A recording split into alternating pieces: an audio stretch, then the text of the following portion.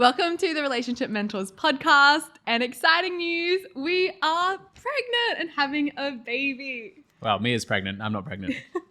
So I'm currently 13 weeks and 2 days. So I'll be 13 weeks and 3 days once this goes live tomorrow. And our baby is due around the 29th of November this year, which is 2024. It's all happening. I know. We were driving to the scan place on Friday, and I said to Mia, 1 minute you're a kid on the farm with no troubles in the world. Next minute you're driving your pregnant girlfriend to the scan. Ultrasound the place. ultrasound. So life moves pretty fast, doesn't it? It does. So as you could have guessed, this week's episode is all about our pregnancy. So we're going to really talk about all the ups and downs that we've gone through over the last year and a half. We're going to talk all about miscarriages, wanting a baby, trying for a baby, falling pregnant, how we found out, and just the journey that we have gone through, and just knowing that this is our personal journey. None of this is recommendations for you guys. Something that I've really learned is that every single pregnancy is so different, and comparing ourselves to other pregnant people just can be so horrible and horrendous in these moments, because every pregnancy is just so different. And everyone's got their own opinion and their own experience with their pregnancy of how theirs went. And they're really trying to warn you, or they're trying to give you so much information, but you've really got to be a filter, haven't you? Yeah, and it's not only that, but we're also going to share a lot more about our relationship through the last 3 and a bit months, because it's also another thing is every single relationship dynamic is so different, that they have the pregnant lady that they have with her partner, if she has a partner, their family support, things like that. It's just everyone's journey is so incredibly different. And that's the thing that I've felt almost alienated by the last 3 months of just how different everything really is. Yeah, your relationship, it really changes the relationship, doesn't it? Yeah. And having the ability to change within your relationship and support each other and meet each other at the new depths, it's so important. And we were just talking before, it's getting married won't change your getting married won't fix your relationship. Having kids won't fix your relationship. It's have a strong relationship, and then when you add those things, it just deepens it. Deepens what's already there, rather than just trying to fix it with something new. And we'll really talk about this more throughout the podcast, but something that's really been heightened within our relationship is anything that we thought was healed or that weren't an issue before and is now coming up within the relation, more so from my end being more emotional. However, yeah, it's just really coming up in the relationship, and it's how important pregnancy is and how strong your support network is in that time just really shows a lot. Yeah. So to get started, I think for the last 3 months, everyone's been asking how I'm going and how I've been coping, but I think it's really cool if we ask Charlie first of how you going? How's this experience for you? How's it going? It's really it's like an initiation into adulthood. It's the next phase. It almost feels like the next phase of the video game. I feel happy. This pregnancy was so different from the last, which we'll touch on, but it just feels so right now, and it feels so perfect for where we're at. It's everything we wanted. And there is fear that comes up. There is worry. There is all those doubts that come up, but that's normal as well. It's when something's so big like this, it's so, it is life-changing. It doesn't need to change our life, and your life changes every day anyway. But it's just this will be a permanent decision. So knowing that, it does bring up different stuff, but I feel I'm actually feeling great now. It's you haven't been too well the last few months with morning sickness, and I've really stepped into the caretaker role of doing all the housework, doing all the cooking, going to the shops often because you didn't like the smell of anything in the house to eat. So yeah, just been flexing my flexibility of behavior to do all these different things, which has been cool. But overall, I'm feeling so excited. That's so great. How are you feeling, Mia Cherry? Right now, I feel really good and just overall really excited that we're getting to film this podcast, and knowing that this is something that Charlie and I will get to look back on years to come, and just hope that you guys get to have a bit more of an insight into our life. So I feel really excited about that. And overall, for the last week, I've started to feel a lot better through my pregnancy symptoms. However, I feel overall throughout the experience, something that Charlie said is this experience, the second time round, has been everything that we've really wanted, of like knowing that we were wanting to have a baby so much and bringing a baby into the world with so much love and so much appreciation, and just like really, really wanting this. We feel so grateful for what we know now, like the work we've done over the last 3 years, the support system we've built up, the belief systems, like working through all our shit. So it's like when we have a child, we can just pour so much love and support into the child. And it's like all the growth that we've had and everything that we've worked through our whole entire lives, like separately, together, it just really is showing a role now of just showing how our beliefs have really evolved so much, and the character that we are individually has really come into how our relationship is right now. Yeah. And we'll talk into the journey, because Mia mentioned the second pregnancy is so different from the first.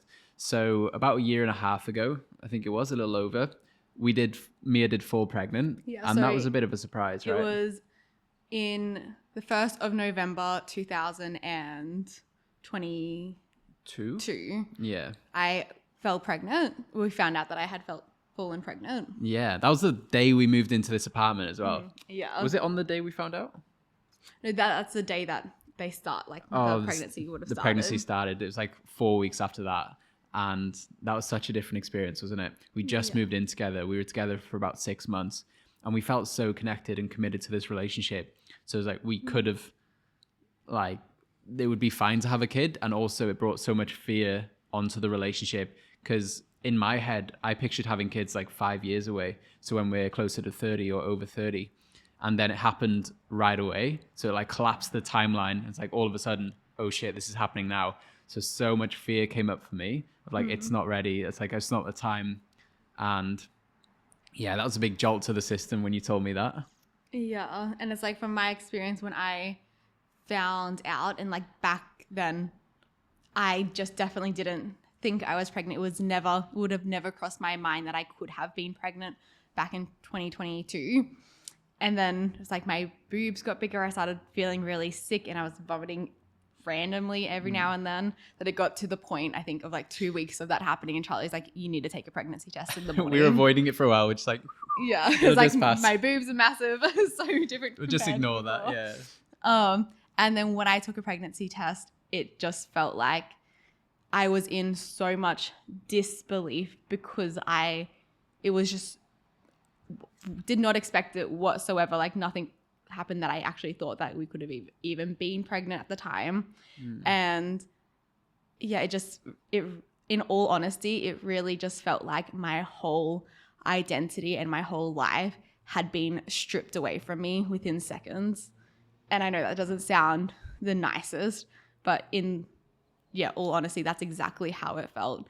And it was really hard for me to even believe that I was pregnant at the time, because like, there's just no way. There's no possible way that I'm pregnant right now. And then we ended up going to the shops. I got pregnancy tests, all without Charlie knowing, because he was doing other errands at the time.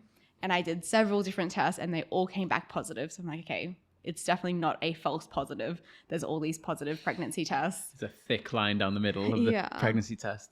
And then from my experience, even me sharing the news with Charlie, like you can share it from his point of view as well, but me sharing it with Charlie, it's like, it was just getting to witness someone else experience of like in so much disbelief, and just like, no, like this isn't right. Yeah. It's just because we spoke about it, like we want kids, and it's 2, 3, 4 years away. We want to build a business together. We want to go traveling together. We want to do all these things together while it's just us two. And then kids are down the road. It's like an afterthought. It's like, we do want kids, and it's over there in the future. And then all of a sudden it's right in front of us, and it makes you question everything in your life. Like, holy fuck, are we ready for this? And then that was our idea beforehand of like, if we fell pregnant, like we won't fall pregnant now because it's 2 years away, and like God wouldn't do that. So when you showed us the pregnancy test, I was just like, oh my God, the first thing was fear. It's like, obviously we're going to get rid of the child. Like that was the first thing that came up for me. And then we didn't really talk it through. We just had a few days of floating around the subject. And I think, with the situation, when I told Charlie and his response, it was a busy day. Like I told him in the middle of like, we came home for like half an hour and we were like making lunch. And I told him, and then in that moment we were still cooking lunch, eating lunch, and had to go be somewhere else all within a half an hour period. And so when I shared the news with him, and that was sort of like his response, it was more like rather than a response, it was like, okay, we need to call this like one of our friends to be like, what's the next step in taking those steps to your timeline, like to have an abortion. But it's just like at that time we both had so many emotions that weren't being communicated in those times. It's like I was just in so much disbelief, and also not having an abortion wasn't really a thought that I was having, but it was like your first response. I have a lot of shame. Like sort of like your only response was like, no, it's not. I'm like, no, like I've taken a lot of tests. He's like, okay, well, we need to talk to this person. Yeah. And then you just kept on cooking, and then we ate food, and then we like left because we were seeing someone else. And so then I was like texting one of our girlfriends, the person that Charlie asked us to contact. And then that was just like, I just broke down crying on the phone to her because it's just like, I was in so much shock. Charlie doesn't want to keep the baby. We didn't even have a chance to really talk about it. We hadn't spoken about it. So the first person I feel like I genuinely spoke to was one of our really close friends. Yeah. And we can mention them. Like we spoke to Amy straight away. Yeah. And then Amy spoke to Liz, who is another really close friend of ours. And Amy was like, oh, I've just been told something. I'm not supposed to tell anyone, but I just need to tell someone. And then told Liz. And then Liz phoned me. Is like, hey, I heard like, are you wanting to get rid of this baby? Is this happening? Like, have you checked with me? And I was like, oh, fuck. You're saying it in a really like high, like fun way at the moment, but it was a really, really heavy conversation. It was a very serious conversation. Yeah, it's like, are you wanting to get rid of this? Are you forcing me to get rid of this baby? And like all these things came up. And I was like, oh, fuck, no. I was just so in my head, so full of fear. It's like, oh, this is what we wanted. But neither of us had communicated that. And I remember I got on that phone call, and then I came in, and then you were asleep. And then I was just crying my eyes out, feeling shame of like, if I had forced you to think we were doing one thing. Yeah. And then knowing at this point, like literally the only really conversation that we had was you saying, this isn't real. Okay, well, we need to do your exact words I'll always remember. It's like, well, we need to do something about this. We need to call Amy. And then that was like all we spoke about, because like I said, we were running errands, we were doing things with other people, that all of our conversations that we spoke mostly about it, like you spoke mostly about it with Liz and I spoke mostly about it with Amy, and they spoke to each other about it. But it was in those moments, like it just had to happen that way, because it's like I was in so much shock. Charlie was in so much shock that we didn't even know how to communicate with each other. It just felt like we were on different pages, and it just was such an emotional thing, an experience that it's like I didn't even know how to express how I was feeling, because I was still in so much shock, vice versa with you. Yeah. So then it was from that phone call that you woke me up crying, sharing like, oh my God. It was like Liz and Simon are driving to our house right now to like talk about it. Come chat to us, yeah. And I think it was that moment of them coming to our house and actually just helping us, having that hard conversation with each other. Just educating us as well. Yeah, because like their parents, both of them are parents themselves. Liz was a midwife for like 15 years. Yeah.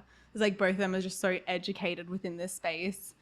And so it's just like allowing them, especially like them being our friends, of just like one being there emotionally for us and being like, how are we feeling? And knowing just like the right questions to ask, because my biggest thing that whole day was I was just in so much shock. And like we've said so many times on this podcast, is that I internalize my emotions a lot.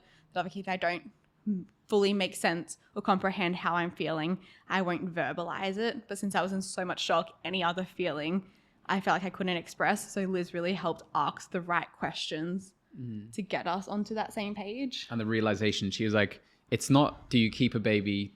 Do you not? It's like, it's not, do you have a baby? Do you not have a baby? The baby's already there. And it's like, what happens now? It's like, you keep it or you get rid of it. It's not, do you want it? Do you not want it? And it's just like that realization, like, holy shit, there is actually a baby in your belly. Yeah. It's like, it's real. And from my perspective, it was just so much of, I know my life is going to change forever. It's like my body's going to change. this experience, like once you experience pregnancy and giving birth, it's like you will just forever have so much more wisdom and aware. Like you're never going to not be a mum again. Yeah, you're never not going to be a mum. One-way decision. This is just like once you've given birth, like you are a mum forever. And it's just like, and also the way that like my dad was very absent growing up. So a thought that really came to my mind a lot was like, okay, like I'm going to go through this no matter what. And he can leave whenever he wants. It's like no matter all the things that I'm going through, Charlie can get up and walk away and his life has stayed exactly the same.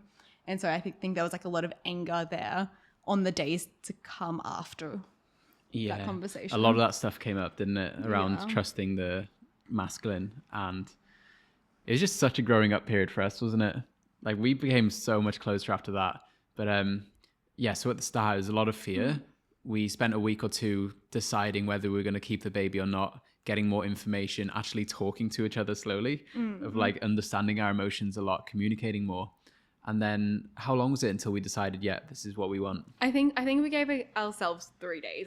It wasn't long, was it? Yeah, it wasn't like 2 weeks. I think it was like 3 days. Yeah, because we were like, it needs to act fast if we are going to get rid of it. Yeah. So that decision got made. It's like, okay, we are keeping the baby. And from there, just the realization dropping in. I remember just staring at the ceiling at night, crying, feeling every single emotion all at once. I've never experienced anything like it. Like every single emotion came up at once. Me was there sleeping. I was just staring at the roof in tears, not knowing how to feel. It just lit up so much stuff in my body. Yeah. I remember waking up and like I laugh about it now. But yeah, just like Charlie just walking into the room with his like big bright blue eyes and just his whole face red because he had been crying from the moment I went to bed. I'm an emotional guy, by the way. Yeah. But just like you said, like you hadn't slept at all, if anything, like half an hour to an hour that whole night. Just staring at the ceiling and all night. You were just bawling your eyes out. And then the next day we were going and catching up with a group of friends and to spend the whole day with them out on the ocean. And as we were driving to their place, because we were all like carpooling to go together, Charlie was just driving and then started just bawling his eyes out so ran like on and off the whole time. And he's like, do you know what I just thought about? He just thought about like his best friend being a godparent. He's just like, everything was setting me off. Yeah. Like every little song, we had to turn all music off because I just couldn't stop crying. And we were getting closer to their house, like only 5 minutes away. Like, all right, I've stopped crying now. And then I just think of something. Then I just bawl my eyes out again. I was like, fuck's sake, because we got to walk into this house. And Liz and Simon and Amy were there, so they knew. But everyone else didn't know. So it's like, I can't be crying walking into this house. So I was like trying my hardest not to cry. But I was just so emotional. Yeah, my face was just puffy and walking in. It's like, oh, hello. So yeah, that was really like the deep dive into what that first moment of experience of finding out that we were pregnant for the first time was, which I feel like not many people really talk about, of having that experience or like having those emotions. And then like, especially like we're relationship coaches, we teach other people how to have those deep conversations. It's like in those deep moments when it just happened all of a sudden. Yeah. It's like, and that was the biggest initiation for us, like a big practice for us, wasn't it? Yeah. Of experiencing that stuff so we can relate to a lot of people. And we went through that journey and accepted it and took on the identity of mum and dad. It's like, okay, this is happening. We're having a baby. We're going to make it work. We actually have a strong support network. We work from home. We're actually so set up, because that was a big thing for me. Like, we're not ready. We're too young. We're this, we're that. All these excuses came up. When we looked at our life, it was like, actually, we're so set up. We have such great people around us. We earn great money. We live, like, we work from home. We have all these things. And it's like, yeah. Like literally the only thing, like everything was set up for us to be ready to be parents right then and there. The only thing that I think you were wanting the most or more of, which I think men overall always want this as well before they have kids, is just more money. But it's like, doesn't matter how much more money you'll have, you're always going to want more to feel more secure, especially when like such a big thing of like having a baby or like the unknown is about like just around the corner. Exactly. So, I heard a quote from someone. There's an entrepreneur in America and he's got 5 kids. He's like, the best way to make more money is have a kid. It just lights a fire under your ass. I just feel that so much, like, holy shit. so much drive in business now. So yeah, we took on the identity of mum and dad, and then we fully accepted that, fully felt it, and we were going along this journey of being pregnant. Yeah, and then like when we first experienced this and I took my pregnancy test, it was at that point like I wasn't experiencing any morning sickness. Yes, I think I had only thrown up like twice or 3 times, which is super random, but I didn't feel really ill all the time. It sort of was an emotion of like, oh, like I don't really feel well like in this 1 minute, and then I'd vomit and then I'd feel fine again. So other than that, I felt fine. But then once the morning sickness started to kick in, and the morning sickness is nausea 24/7 and like loss of energy. It feels like you have no control over your own body, and experiencing that felt horrendous because it like those were the moments where it felt like my whole life felt like it had been taken away from me, because it's like I have no control over my own body. It's like no matter what I do, I feel like absolute shit. Like no matter what I did, I felt nauseous. No matter what I did, I physically felt like I couldn't even get up off the couch because I just felt so ill and so horrible. And then it's like we had only just started moving in together. And We're only 6 months into the relationship. Yeah, which it didn't feel like it was only 6 months. It definitely felt like we had been together longer than that. But we had just moved in together, and like all I was doing was laying on the couch. And I just felt like from my perception, I felt so much judgment of Charlie because we were both very ambitious, career-driven people at that time. And I genuinely just had no energy to get up off the couch or to do anything. And I really didn't vocalize or communicate how I was feeling because it was such a shock to my own system that I just genuinely couldn't make sense why I felt the way that I felt. Like, yes, I speak about morning sickness and things like that, but the fact that I genuinely couldn't stand up or move off of the couch because it made me feel so sick, or that I would just fall over, like felt like I would just fall over, was just a whole nother experience. And then when it got to that point, which was, so I was like a month in, like November the 1st, so December, and all of December, it's just like that experience was like, I don't think I can do this. Like it was just so hard. And I was on the phone to my mum every few days being like, how do people go to work being this sick? And I know that not everyone experiences morning sickness, or it's not as bad for some people, but it's just for me, I just genuinely couldn't believe just how people even went through this or had multiple kids, because I was like, there's no way I can go through this again. It's just like I can't do this. And I was in such a bad mental state because I felt like my identity had been taken away from me, that anything that I was wanting to do, I had this desire to do all these things that I've never wanted to do, of like drinking all this alcohol and like partying. Like I've never had a party era. I've never been interested in having a party era until I was pregnant, or trying solo traveling. Yeah, or solo traveling, or like living in London for like months solo, and like doing all these things came up, didn't they? Yeah, and just like I'm never going to experience that like single at this age ever. And so that was really hard. And then all like the mental health side of things, of like how hard I was on myself because I wasn't doing anything, because I was laying on the couch feeling like sorry for myself because I just felt so disgusting and felt like I had no control of anything. And without being able to, and I was only able to articulate that a lot more to Charlie, like mid-year the next year. It wasn't until I had experienced that whole experience of how to actually communicate that to Charlie. I remember the only thing I said to Charlie is once this baby comes, I'm worried that I'm going to have postpartum depression because of how not depressed, but borderline, like how I'm currently feeling being pregnant. I'm like, I just don't want this baby now. Yeah, so because it felt like the future got taken away from you with all the things you wanted to do, and then you feeling so much physical pain as well. I was like, resentment was building. It's like, oh fuck, this baby's really causing us a lot of pain right now. And this is just real and raw. Like, it's okay to feel like this. And this is why we are making this podcast, right? Yeah. And I know there's other parents that are out there that also feel like this. Yet there's such a push on social media of like how joyful it is to have a baby and how blessed you are, and like it's the most beautiful thing. And like, yes, it is all those things. And at the same time, you can really feel this way. Because I feel like right when we found out, I felt a certain way, you felt a certain way. And then when you finally felt like, okay, like fully took on like the dad role of like, yep, we're going to do this, the whole position swapped. And it's like, there's no way I can do this. It's like my mental health has declined rapidly.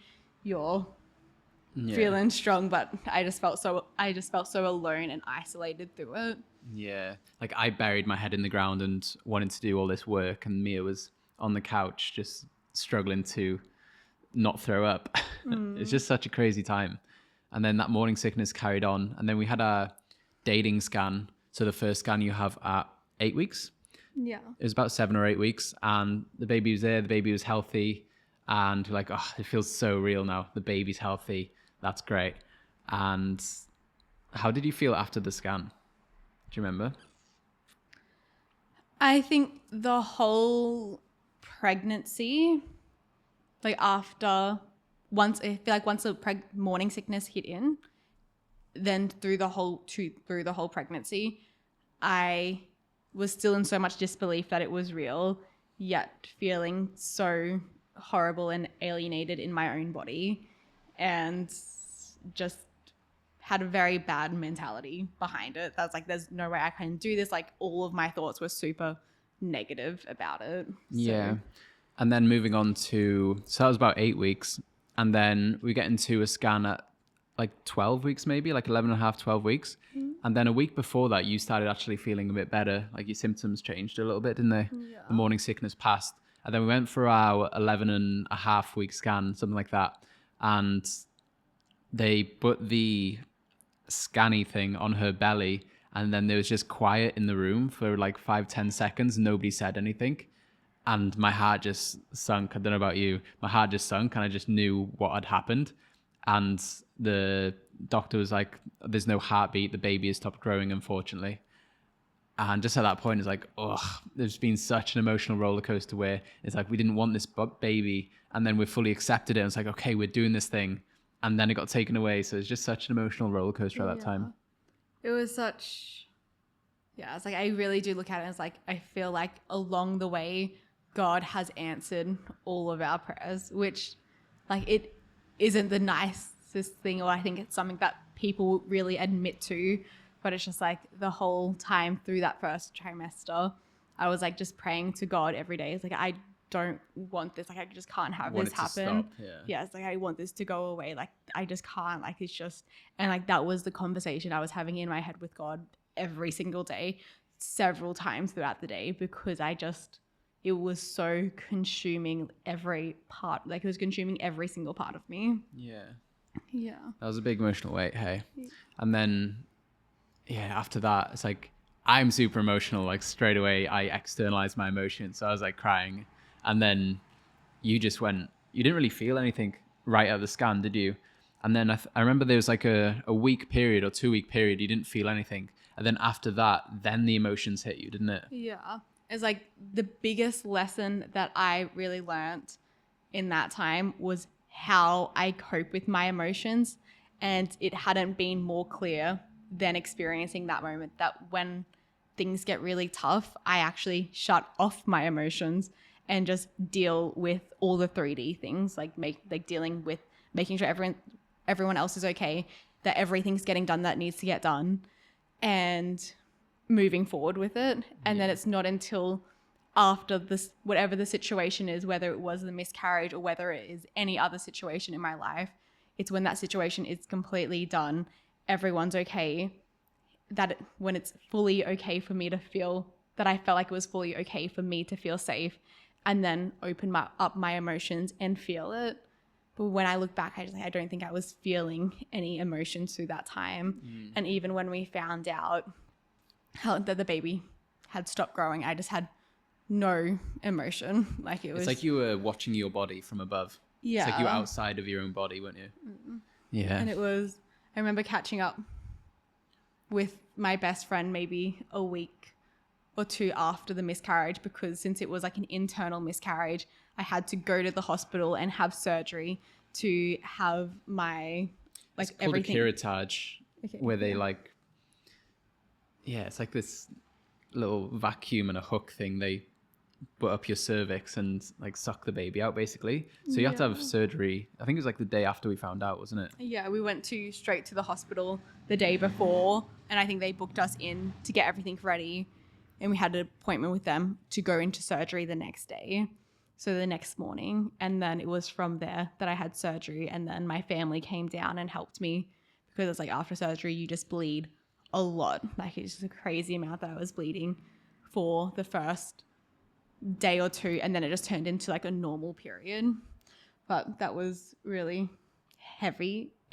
It felt really heavy, yet my emotions that I showed externally, or was even allowing myself to fully acknowledge, was pushed down a lot. Yeah. And then it's like when I was catching up with my best friend a couple of weeks after that, I was just wanting to escape reality a lot, of just like wanting to Move on to the next thing. yeah, just pretend like nothing had happened and just go back to like what life was like at 18, and just let's fully experience life again. And I think that's a good transition into the next piece of how it changed the relationship from then. We really realized, okay, what do we want to do before we have kids? Because like we do want kids and we want them sooner than we thought. What do we want to experience when it's just us two, when we haven't got a family yet? And from there, we're like, cool, let's go traveling. Let's do that thing. Let's start that business. Let's take risks and experience the things we want to experience. And that's what really kickstarted us to go travel. Like we traveled home to the UK for a month, which is beautiful, see my family. And then we did 5 days in Paris. We did 6 weeks in Bali. And just living free like that, weren't we? Yeah, 100%. It was so, yeah, it's like, it's from that moment once. I feel like there was a month there where I was escaping reality a lot. And us having those conversations, it's like it was a time that we felt, I think, the most distance through that transition, just because I was then opening up about my emotions, but I was opening up to my emotions to myself. And I didn't allow Charlie into that. I would leave the house and go for a walk and cope with my emotions. And then that was a time that really broke down a lot of our walls and helped us get so much closer through those moments, because you just kept reminding me that you're here and that I'm here for when I want to talk about it. Yeah. But that really took a lot of months to even get close to that, because I was processing it all to myself, and to admit to myself that it was such a sad and almost traumatic experience that, yeah, it just was really hard for me to accept that internally, rather than even expressing that to somebody else. And I didn't know you were struggling for a long time. I was like, I know it's hard for you, and you're not showing any weakness right now. You're not showing any emotion. So it's like, I don't know. It looks like you're great, so I guess you're great. But actually, you were going off on your own and crying and really struggling. But when you saw me, or when you saw anyone else, you'd really put on a front and be strong, wouldn't you? Yeah. So it's really teaching yourself that you are safe to feel those things. And that's like the biggest lesson that I've learned over the last year and a half, was really coming back to myself more and learning how to communicate how I'm feeling. And that's why it's such a big thing that we teach in our courses as well, because it's such a big thing that I learned, because I had spent my whole life covering up my emotions, even to myself, let alone sharing it to other people. And even like finances, that there was a wall there, and we broke that down as well, like conjoining finances. And in the start of our relationship, we were like, oh, we can't imagine joining finances and having the same money. Like your money's my money's your money. It's our money now. We earn together. And that wall came down as well. And it's like, holy shit, that's brought us so much closer together.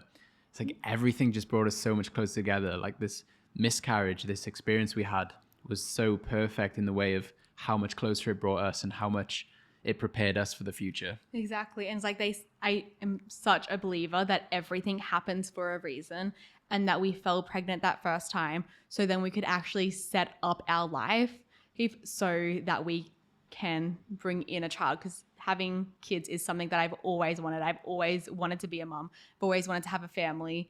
And that's something that we spoke about straight away on like one of our first or second dates of like having kids together and things like that.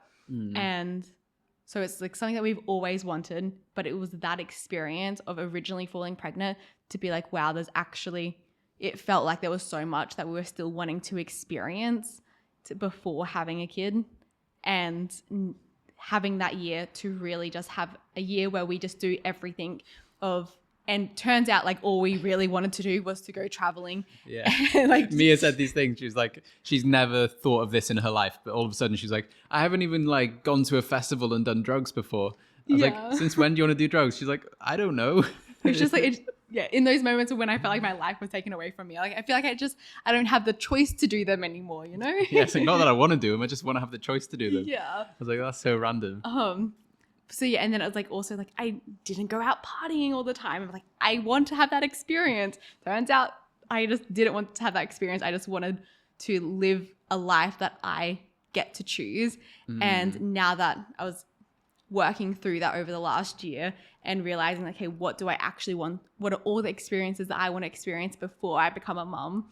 And it was, I want to go traveling. I want to go to Paris. I want to feel like we can Freedom. just get to do whatever we want. We get to work from home and really enjoy that, because when I was working for myself, I was still acting like I was working a 9-to-5, and the 9-to-5 was just in my house. Yeah, it's so isolating, wasn't it? Yeah.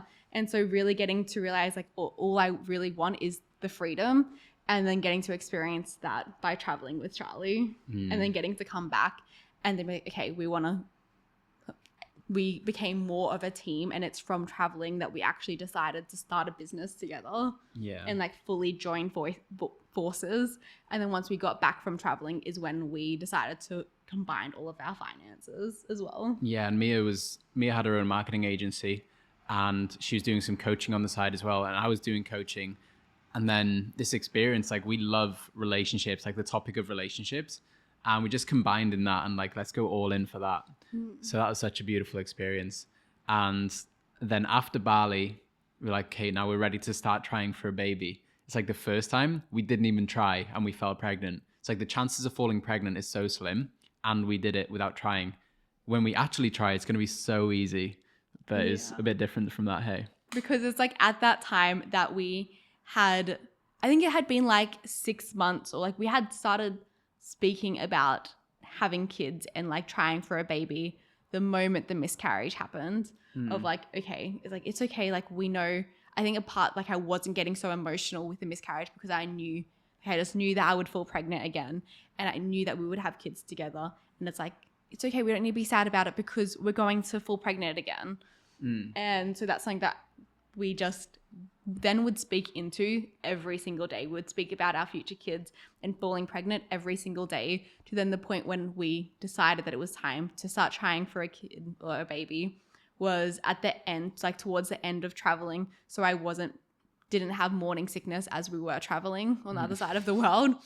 And so like, okay, like we fell pregnant so easily last time, so it's going to be so easy this time. And then cut to finding out the chances of you falling pregnant is literally a miracle. Like the fact when you fall pregnant, it is such a miracle. So many things have to go right for you to fall pregnant. And just to know is like how rare it is when you look at all the chances of you falling pregnant, or like when you look at each and every single person in the world, to be like, wow, you defied all the odds and now you're here. Like that's such a miracle. Yeah, absolutely. And even looking at our scan, which we'll touch on later, looking at our scan of our baby now and seeing all the little things that have to go right, looking inside its brain and seeing all these little connections, its body, its fingertips, every single organ, its digestive system, how many things have to go right to make a baby, and realizing how common miscarriages are. It's like, this is something we didn't know of, and it's something that a lot of women don't speak about. But there are a lot of women that you probably know that have had miscarriages, and even having it. And then we chose to openly speak about it on our socials and stuff. And then we had so many people coming to us like, we've experienced this. It was actually one of the hardest times. And we're like, this is why we're sharing it. So that was around July 2023, I think it was, when we were in Bali, when we started trying in July 2023. And I think the first couple months when we did try and then you came on your period, it was like a lot of sadness around that. Like you became quite sad when you actually did come on your period. It was like, oh, we didn't do it this time. We didn't do it this time. It's like, it's only been 2-3 months. Some people try for years and years and years. So you must feel for those people. Yeah. And it's just really a thing that, finding out that for you to fall pregnant, like we learned so much of my cycle and like women's cycles that sometimes there's only like a day, like there's normally just a week where you the potential of you falling pregnant is in that week. And it's like, you need to make sure that you're doing it on the right day to make sure that it can fertilize the egg and then for your egg to even accept the sperm. Like there's just so much that has to go right in that, that we learned more and more each month that that I was getting my period with the more research that we did and the more that we found out of just how rare it is. And then even now when we look back and like so great, like we are so grateful that we're pregnant right now, that other people go years, like so many years trying to fall pregnant, and ours was still only a couple of months. Like it hadn't even been a year or even close to a year of us trying. And then we dropped the expectation of falling pregnant. We're like, it'll happen when it happens and that's okay. And then it was like, it's Christmas time again. Like, holy shit, we fell pregnant over a year ago. And then it was January, it was February, and then it was into March. Like, fuck, is this ever going to happen? Is there something wrong?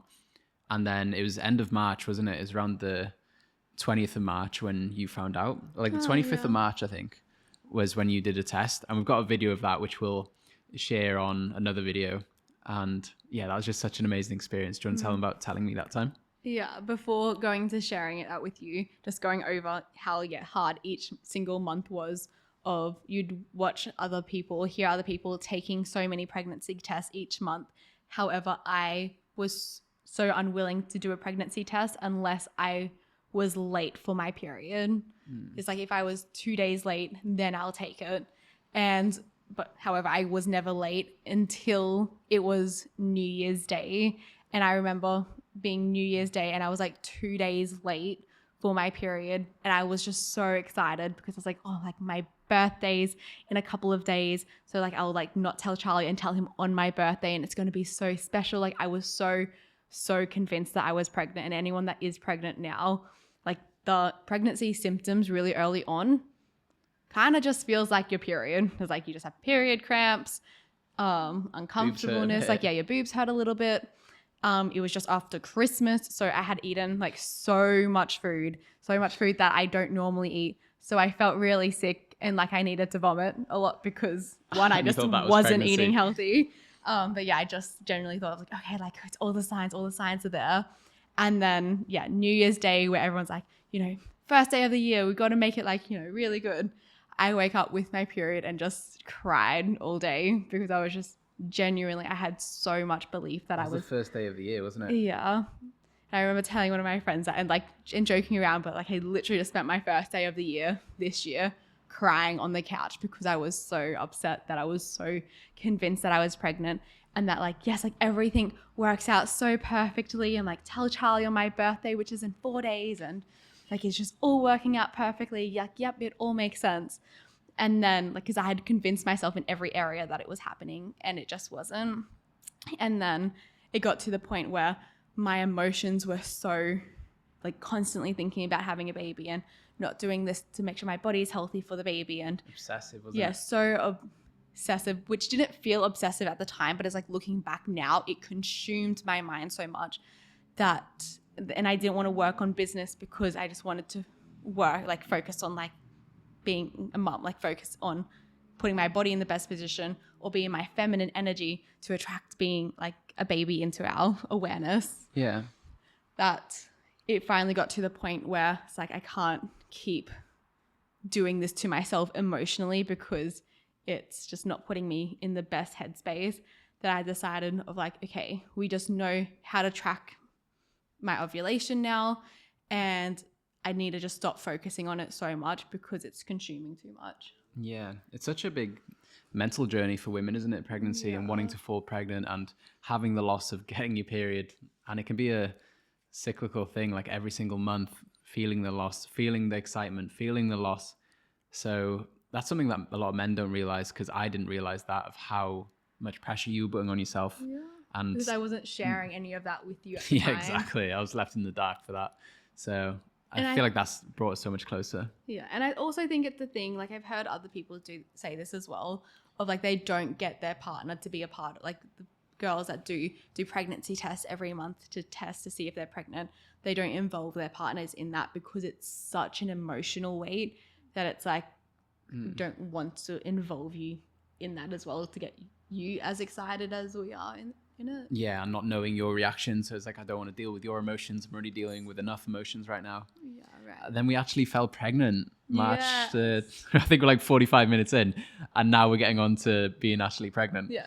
Cut to now we're pregnant and now we are so freaking happy and grateful. And it's felt like such a long journey because when you're in the moment and wanting it for so long, each second feels forever. Yeah. So yeah, when we originally first found out, I feel like all my pregnancy symptoms again was the same. Of just like, it just felt like a normal period. So it was like anything that could have been considered as just period cramps or getting my period, I sort of just ruled out. I'm like, yes, I'm getting cramps.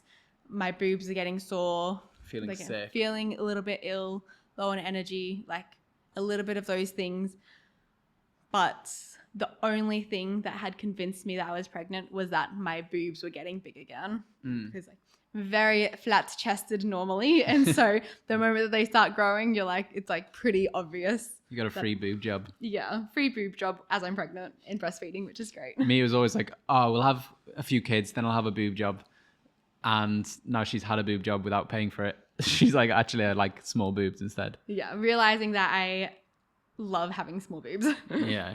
Win. Yeah. Yeah, so it was such a cool journey. We actually fell pregnant and then we were so excited, and like having a secret to tell people, like we know something, and then every time we saw someone we knew, of like someone close to us, our friends, we got to tell them, which was so exciting. Rather than a lot of people wait until 13 weeks, they have their scan and then they tell everyone, which is totally fine. Whereas we love telling people one by one, like as we saw people, telling them in person, like, hey, we're having a baby. We're due 29th of November.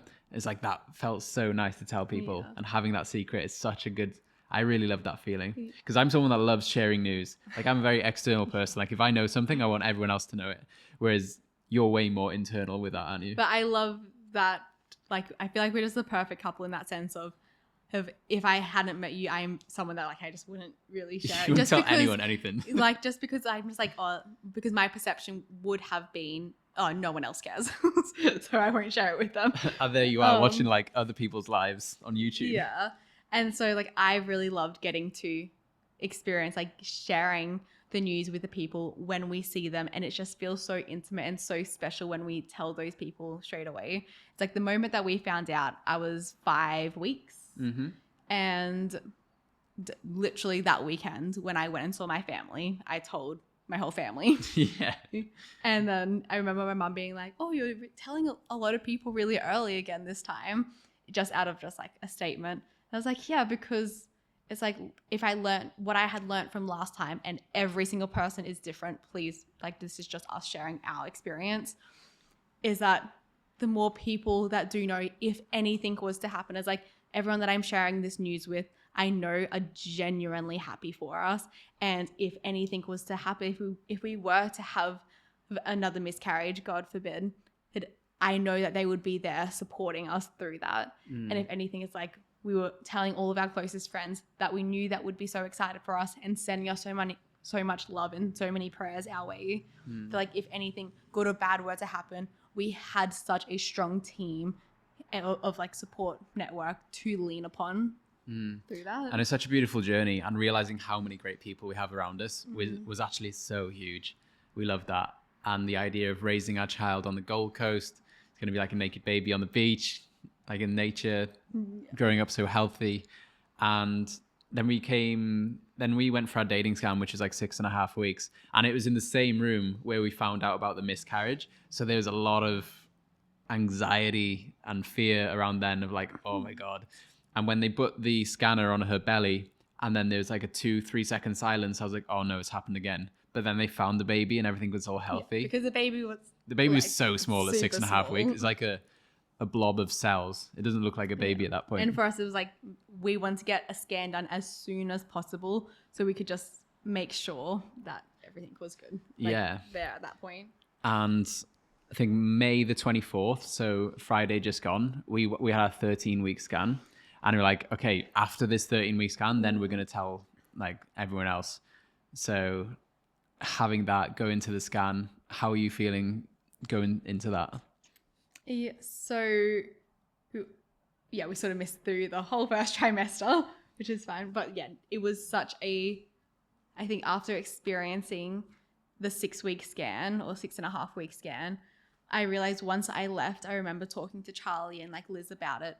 That it's like, wow, when I was in that room, I was so out of my body. Like I still had no emotion. I thought this time, since I had spent a year like learning how to really express my emotions and communicating that and allowing myself to cry and things like that, that I really thought like since I was so emotional and so happy and so excited about this, that I thought the moment I saw the baby, I would start crying and just of joy. However, the moment I got back into that room, I was like holding my breath. And I remember you saying the same thing, just like holding your breath, waiting to like hear everything. And then even after I saw that everything was okay, it was just like I was constantly looking at the lady who was doing the ultrasound and then checking with Liz that everything's okay. And I was just so out of my body that I was just like so, I don't even know what the wording was, but just like wanting to make sure everything was okay. Felt like I was not in my body. And the moment we left, I was like, I felt like I didn't even experience that myself. So then having the 13-week scan, and it, like as we were driving there, we also did record this as well, which I'm sure we'll share in a vlog or something like that. But it's like the moment that I saw the outside of the building, I genuinely felt really ill, of just like so much worry and so much hope. Yeah, hope. There was just so many emotions. There was like every emotion I just felt in that moment, because like last pregnancy, it was our second scan that we found out that the baby had stopped growing and no longer had a heartbeat. That it was like this moment that even that I still felt so sick and had pregnancy symptoms, I had slightly started to feel better, that I was just like, anything can happen.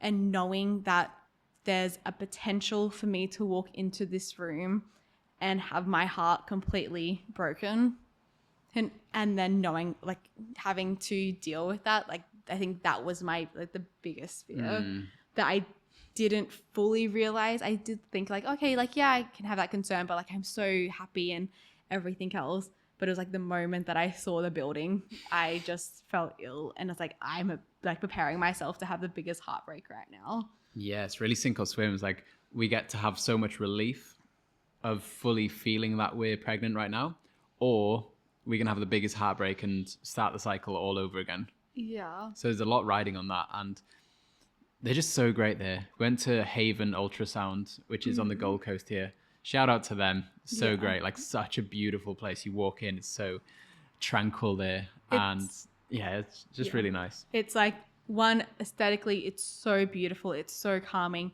Every single person that works there is so, so nice and lovely, and has supported us through both pregnancies so, so well.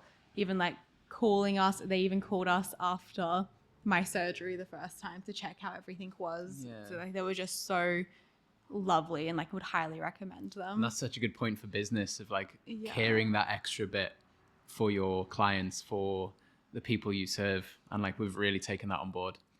100%. Yeah, so going in for that 13-week scan, and then she put the scan on her belly, and then seeing everything, and it was so different from the 6.5-week scan.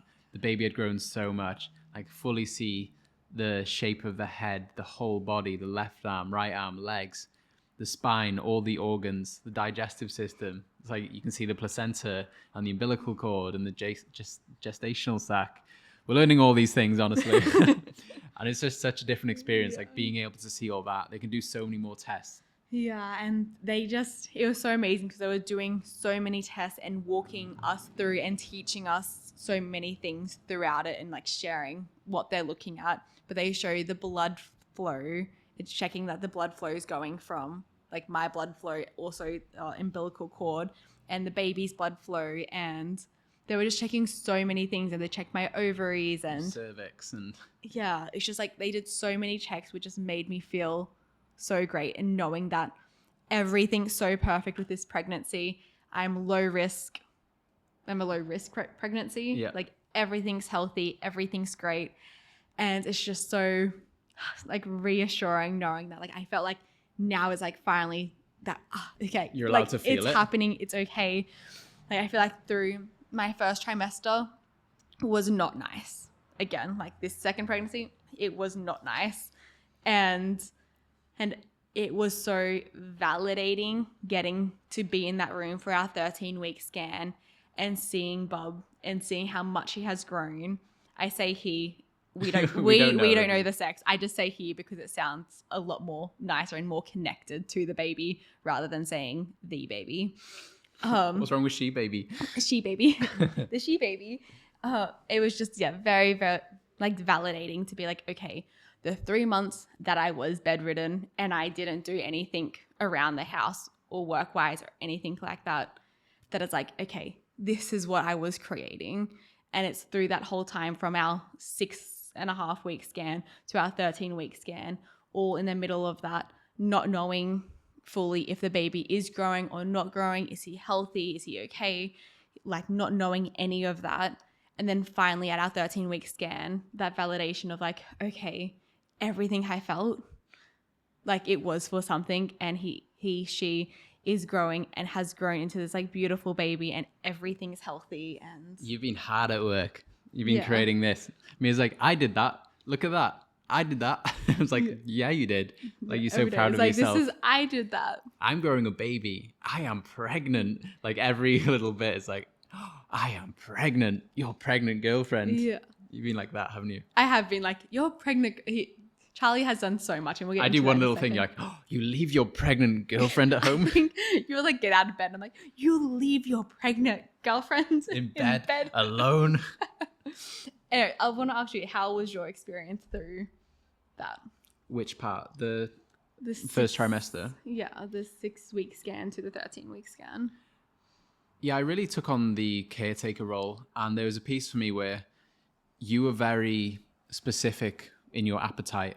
Like she couldn't eat anything from the fridge. We had a fridge full of food and a cupboard full of food, and then anything in the house, her sense of smell like 10x'd, and she couldn't eat anything from the house. So I had to keep going to the shops to get her something specific. And I just kept saying yes. Like, I want to help you. I want to go to the shops for you. And then I was also wanting to do business. And I found myself saying yes too much. And saying that, sometimes I felt like sometimes I wouldn't ask you. You said like, oh, would you like me to go to the shops? Like you would offer, oh, do you want me to go to the shops for you? And then I said yes. And then you would go on. And then I realized, oh, you're offering because you feel like you're supposed to do that, not that you actually want to. Yeah, exactly. Yeah. And this is coming back to relationship coaching stuff. Like these are symptoms of the nice guy I felt creeping in, of saying yes when I actually meant no. And I would overgive and abandon myself. Like I really wanted to do work and I wanted to do these things to feel great in myself, but I just constantly abandoned myself to look after Mia. And you need to have both sides. You need to be strong in yourself and look after yourself. And I also really wanted to support you from a place of love, but I was supporting you from a place of like, I should do this. So I really caught myself in that. But yeah, I really stepped into the caretaker role, I felt, of doing all the housework, doing all the cleaning, all the cooking, going to the shops. And that made me realize how much you do and all the washing and stuff like that. There's just a lot to it. So yeah, I feel like I've upgraded, ready for dad life. Yeah. I'm domesticated now. Yeah, I love that. Yeah. So like through this first trimester this time, I feel like compared to last time, my mental health was so much better. I look back now, like I still don't believe my mental health was the best, and I still was quite critical on myself and what was happening. However, it was not even close to the extent that it was that first pregnancy. And that's really something that I want to talk about that I don't really hear spoken about much, and that I want to emphasize so much on this, because it's like at the moment when most people announce that they're pregnant, especially on social media, it's like they're just getting out of that first trimester or they're going into that second trimester and they're so healthy, like they're not feeling, they feel great. Yeah, they just come out of a moment. Some women, or a lot of women, have just come out of so many months of hibernating, feeling so ill. It's like they're finally maybe starting to feel a little bit more like themselves again. It's like me being like, right now I'm tan, I have makeup on, I washed my hair 2 days ago, I just am like, have put myself together. And this is me 1% of the time. The 99% of the other time, I have been laying in bed feeling not good whatsoever. Surrounded by, there's a bucket on one side to throw up on, there's tissues there, there's a laptop there watching some show. It's just like a lot going on, right? Yeah, it's like plates everywhere. I have literally, like, for the last week, I've started to feel better, and we've gone to the beach today. I've started going for a little walk to the shops to get food and back. But other than that, like the 3 months prior to the last week, I have not done anything. Like, I have genuinely felt so ill that like Charlie has fully stepped up completely, which I think right at the beginning, there was like a 2-week period where it was just like an adjustment period when my morning sickness really started to kick in. And something that I heard someone else say that I resonated with so much is the people that really have a deep effect on their relationship, like the relationships that are really affected the most when their person or their lady is pregnant, is like relationships that are 50-50. And it's like something that we wouldn't say that we had a 50-50 relationship, because it's not like I do this and you do that, but we've always felt like as an overall with the relationship that it just felt pretty balanced. I was a lot more in the feminine energy of, I would mainly be the one cooking and cleaning and going to the shops and doing all those household stuff, and then I would do business as well. However, Charlie, on the other hand, would mainly do business, and yes, he would do the cooking and the cleaning and like things like that. However, the percentages, like I did more than 50% of the cooking, cleaning, and Charlie did more than 50% of the business side of things. But overall, we just felt like it was an even balance. Like I was really happy with what I was doing. He was really happy with what he was doing. And then the moment I started getting the morning sickness and vomiting all throughout the day and just feeling nauseous 24/7, and no matter what I did, nothing made anything better. No remedies or whatever anyone was recommending, nothing felt like it was helping. And so then I just believe so much credit needs to go to Charlie for how much he stepped in to that 3D side of things. Of, I felt like I was doing a lot more 5D stuff, all spiritual, with growing a baby, growing all the stuff internally. However, Charlie then took on 100% of the business, because I wasn't doing anything with the business. He took on 100% of the cleaning because I was in bed all day. And then he took on 100% of the food, because we would buy food for the week and then we would use the food in the fridge and eat that. However, my cravings, like it was just random cravings. Yeah. Each day was something different. And I would go and leave the house and buy that, eat that there, and then come back and lay in bed. So any food that Charlie would buy, we would buy these massive orders of meat, and then you defrost it. And I'm like, you're the only one that's going to eat that, because I'm not going to eat Kind of like, anything that's like cooking in the fridge or anything like that. So I had, my food aversions were so drastic that anything that I saw in the fridge, like anything that I think it's like anything that I could smell, I didn't want. So, and her smell was 10x. 100%. And it's just like, I just want to say thank you so much for taking on all of that responsibility. And it's like, now that I've started feeling better for the last week, like we're starting to make meals at home together again, and we're starting to do more things together again, and we're having business meetings together again. And it just feels like, okay, like I have my energy back. Or I think it's like I just don't feel nauseous 24/7. My nausea comes in waves at the moment because I'm getting towards the end of my first trimester. So they come in waves, and when they do come in, then I just lay down and rest. However, it's starting to feel like I just feel a lot better, and our relationship has just gone.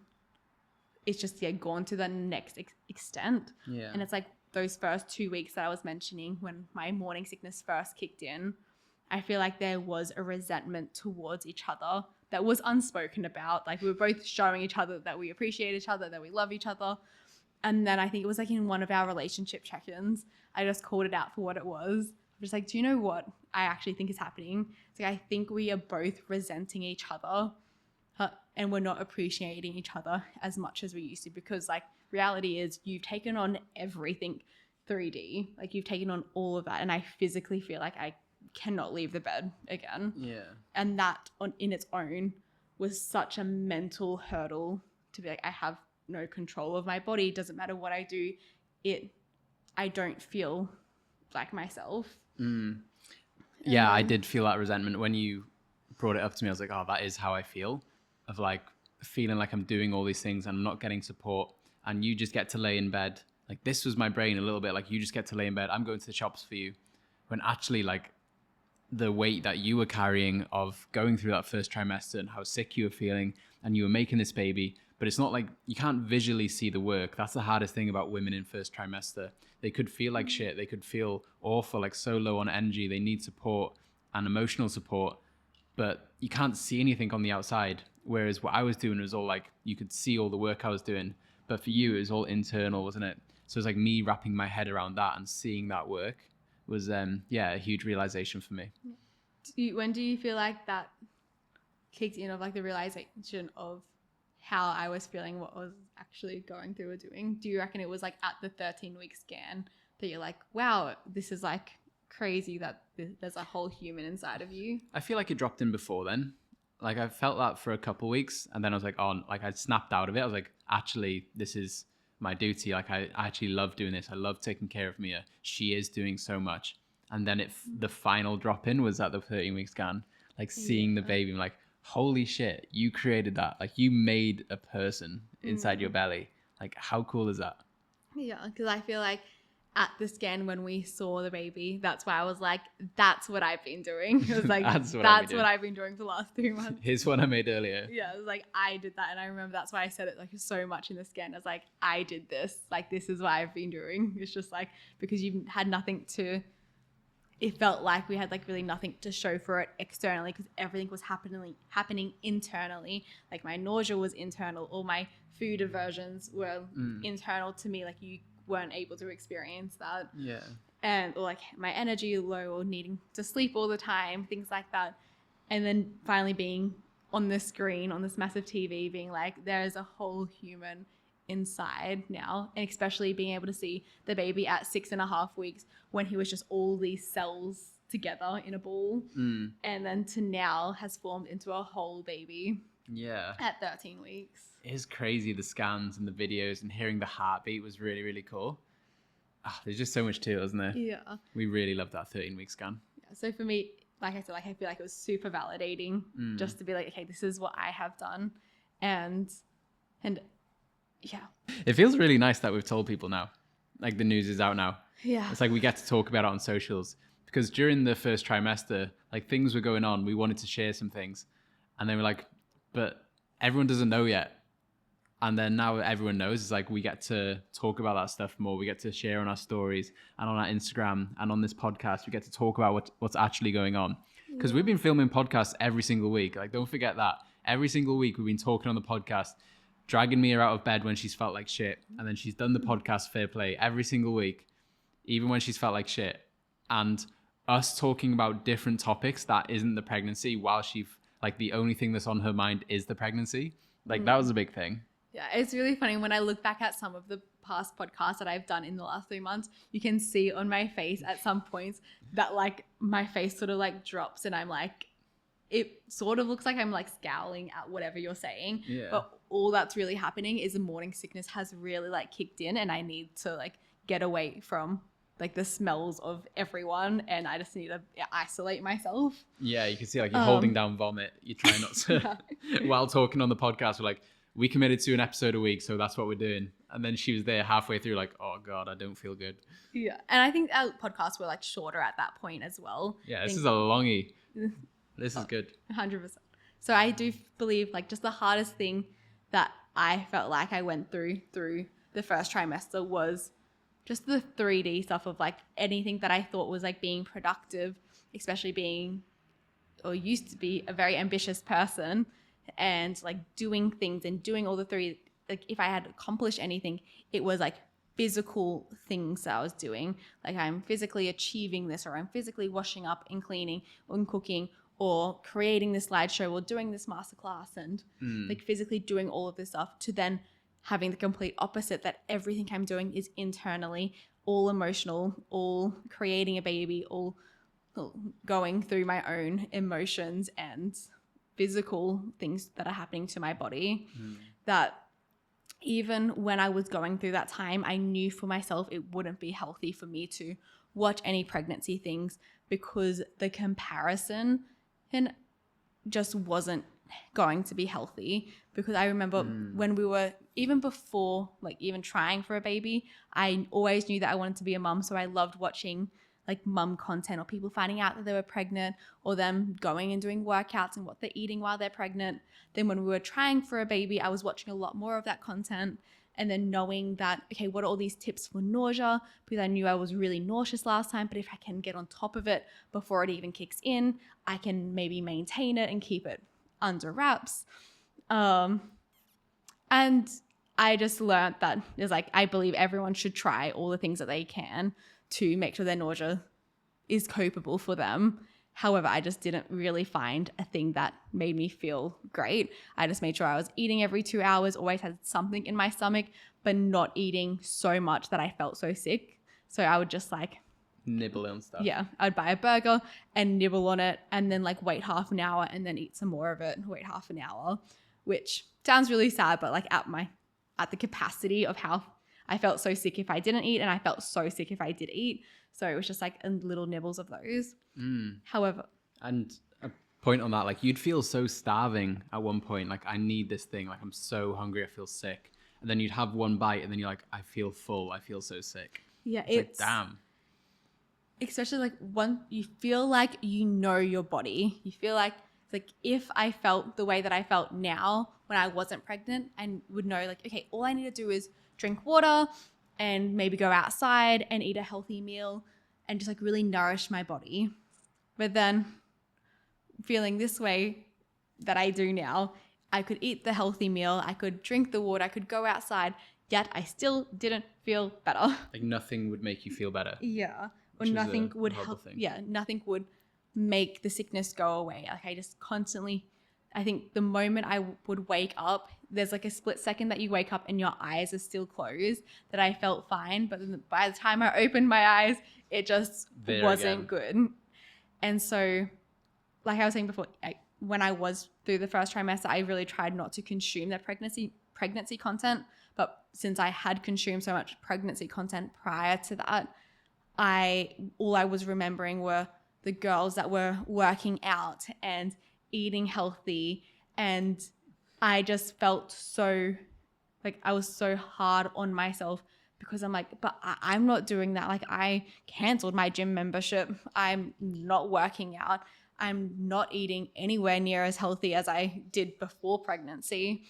And I just felt so hard on myself. And then being in the moment when you feel so horrendous, you just can't imagine that you'll ever not feel like that pregnant.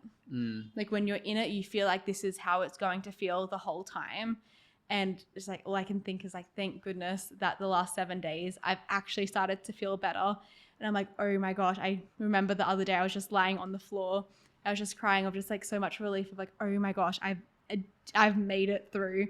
It's like, I actually feel better. There's moments that I feel nauseous, but just like, I don't feel nauseous 24/7. The fact that I'm up and like going and socializing with friends now, going to an event seeing other people going for a walk to the beach, like as a leisure walk, is so nice. Because or even having a meeting with Charlie, or like washing up, or like cooking food, like all of those luxuries that it feels like that I felt like I just wasn't able to do pregnant, because it just made whatever I was feeling more sick. I think there was one time that you asked me to wash up because you had washed up so much, and I'm like, sure. Then I washed up and then vomited everywhere. Yeah, you did one thing, you're like, nope, and then threw up. I was like, all right, I'll wash up. Oh, bless you. You've thrown up so much. It's so cool hearing like how much relief you feel now. I thought you were going to say, it's so nice to hear you throw up so much. And I'm like, no. Oh, definitely not. I've been practicing cleaning up vomit, which has been fun. I feel like there's no walls left between us. I've cleaned up your vomit. I feel like watching you give birth will be the next frontier. And that'll be It's going fun. to be a joyride. Do you feel complete? I feel complete. I feel like we've shared everything. I'd love to share just like all the things that we actually didn't know before pregnancy. I think just like rapid fire to wrap this podcast up. Thank you all for listening. If you're still here, we love you. So the first one that we did mention was the fact that the window of you guys falling pregnant is actually so small. It only is a week of the month, and sometimes it just has to be on the right day for it to happen. Yeah. And there's such great ways to track your period. There's different ways where you can track your temperature every day to see when you are ovulating, when there is the highest chance, and timing it like that. So if you are trying for a baby, like, or if you're trying for a not baby, track your periods so you don't fall pregnant, or that you do fall pregnant. Exactly. And then another one was how different every single pregnancy is. So maybe your pregnancies of your own will be similar. However, your pregnancies to another person's can be so different, and comparing yourself is like something that just really you shouldn't be comparing yourself, because it's so different. Especially even like when it comes to my body, for example, my body was changing without me feeling like I had any control over that. And then looking at, like, I was researching, okay, what people at 13 weeks, how big are they? Like, am I the right size for how many weeks so long I am? Am I just putting on weight, or is it baby weight? And just like that's been a really big thing of just knowing that every single pregnancy is so different. Some people can be 13 weeks and not look pregnant at all. Some people can be 13 weeks and have 21 weeks. Yeah, and have a nice big baby belly. So yeah, those were two really big things that we learned. Also, another thing is realizing that you have a choice with everything. I believe it's just like the people that we surrounded ourselves with really helped us realize that everything that you're choosing to do in your pregnancy is a choice. Like, it's your choice if you're wanting to get these scans done or not have scans done, or how many scans you want to have. It's your choice if you're wanting to get all those blood tests and certain tests done. Nothing is a have to. Everything is, do you and your partner want this? Oh, I love that you brought that up. Yeah. And the way that people talk, it's so modal operators of necessity, it's called. You need to have this vaccine, then you need to do this blood work, and then after the pregnancy you need to do this, and then you need to come back here, and then you need to have this. It's like, it's all like that. So people that aren't aware, people don't realize they have a choice. They just follow along because obviously the nurse or the doctor is more qualified in that area than you, and they've been told the right way to do things. So it's like people that aren't strong in themselves and don't realize they have a choice can just follow along willy-nilly, where it's like, yes, respect their support and all their advice they have because they are experts in this stuff, and also realize you still have a choice in what you want to do. Yeah. And the way that I like to look at it, like, no matter what someone says to you that you can't do this or you have to do this, know that whatever anyone says, it's just a recommendation. It's not a have to. We've had friends that have not had any scans done. We've had friends that have had the scan done every 2 weeks. And so it's like, for us, I'm super grateful that we had our scans done, because it's given us, like, we've shared like so much validation and like reassurance. But like, that's not a have to. Like, getting your vaccinations, that's a choice for you and your family of what vaccinations you guys want. Yeah, everything is a choice, and there's so many different ways to do it. And it's like, get opinions from people, get information from people If you want to, and then just be a filter. It's like, okay, I've heard everyone's experience. I'm making a choice. This is what we want to do as a family. Yeah. I feel like that's the biggest piece. It's like always just getting clear on what you and your partner really want for this pregnancy and what you guys want as a family, and just knowing that you don't have to listen to anyone's advice if you don't want to. It's like you have been gifted with being able to bear a child, and God has given you this child, that he wouldn't give you a child if you didn't know already intuitively how to raise them. And learning to love your body through that as well. Yeah. It's like not just seeing the outside of your body of, oh, I've got a bit more weight here, I got stretch marks here. Instead being like, holy shit, I can create a baby. Like the female body is amazing. And it just unlocks like a deeper level of self-love, I feel. I think that's something that we didn't touch on, was like the body dysmorphia. Yeah. I feel like that can be a later Yeah. thing, because you are going to be growing a lot more in the next month. How cool. I The feel baby like- grows like doubles in size from 13 to 17 weeks, something like that, doesn't it? Yeah. That's cool. I feel like I'll have like a better baby at the moment. I feel like at the moment my body's growing, but it's not a pregnancy bump that is like a 20-week, because I'm 13 weeks, which is a really big difference. Yeah, and we'll keep them up to date. That's why I like that we've shared it now. It's like every week we can check in how you're going with the pregnancy, stuff like that. So sweet, so sweet. Amazing. So I feel like that's everything. That was a super long episode. I think it's like an hour and 20 minutes. So if you're still watching, thank you so much. We appreciate you. Hope you enjoyed this real and raw episode. We really wanted to share all our experience from like the miscarriage and actually feeling some resentment towards the first pregnancy. Just to like, if someone else is going through that, shame can only exist in the dark. So if you're feeling shame about something and hearing someone else's experience through it and realizing, oh, like they had a similar experience, then you can release that shame. Like there's no right or wrong thing. Like you're doing amazing. You're doing perfect. Yeah, I really love that. It's like we're so excited. We're so grateful that we have a healthy baby and that we've shared it with everyone. We have such a great support network, and I'm just glad that we get to share this whole journey with you guys now. Amazing. Appreciate you guys. Reach out on socials if you have any feedback on the episode or any of your experience resonated. So we would love to hear that. And let us know if you think it's going to be a boy or a girl. Message us, boy or girl. Amazing. Catch you all next week. Bye, guys. Mwah.